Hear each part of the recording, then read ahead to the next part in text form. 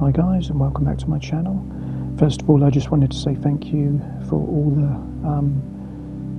the comments, all the likes, all the shares, all the new subscribers from my recent video where I showed what's now available on Friday the 13th, the game, now that the online side of the game is shut down.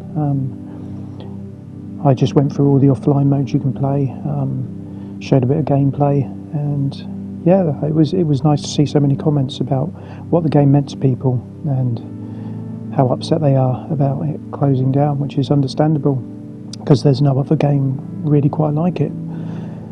So that leads me to the question that I'd like to ask people is, what are you going to play now? Now that Friday the 13th online is no more. I'd like to hear from you in the comments. Hopefully you'll be as vocal as you were in that other video that did so well. Personally for me, I'm probably going to carry on playing Texas Chainsaw, and I do want to try Killer Clowns at some point, even though it's not, I can tell it's not as good a game as Friday, but it looks fun and I'll just pick it up on sale sometime. With Texas, it's a love-hate relationship with that game, and I think it is for a lot of people. It's always going to have issues. I don't think they'll ever be resolved. There'll be improvements, but there's always going to be balance issues, etc. Games I'm going to be playing, I think, in the future, apart from ASIM games, I'm going to be going back to the original Red Dead Redemption, one of my favourite ever games. I think that game has got the best map from any open world game in history. Personally, I think the game is just stunning in my opinion, and I prefer it to the second game, which I feel has just got a slower pace. I'm also going to be checking out Heavy Rain again, one of my old favourites. I'm going to be playing some retro games, and I may do some more Rockstar Editor videos within Grand Theft Auto 5. I used to get quite creative on those, so I may delve into those again now that I'll have time. And I'm probably going to let PS Plus drop for a while because they're just releasing crap games at the moment, so there's no need to stay subscribed to that, I don't think. I've got hundreds of games now in my catalogue, and the main reason I was subscribed was because of Friday the 13th, the game. So that's that.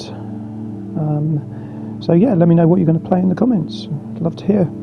And on a general point about Friday the 13th shutting down, I know it's upset a lot of people.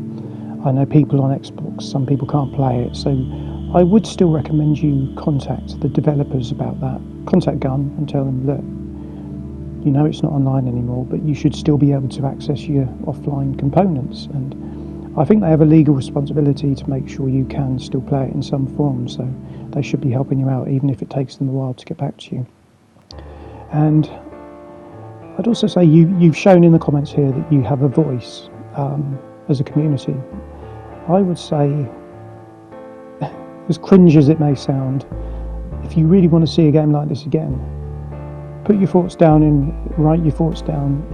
Write an email to Gun, write an email to IllFonic as well. Tell them how much you love Friday the 13th, the game, what it meant to you, and how you'd love to see something similar in the future. I think it would work better than, contacting them via social media. If they had an outpouring of people showing what the game meant to them via email, you never know. You never know what might happen somewhere down the line. I do think if there is a successor to this, it should just be like Dead by Daylight, where you don't have any licensed characters to begin with. You just have homages to all these classic horror movies, etc. Come up with a new villain, and there's nothing wrong with having parodies of.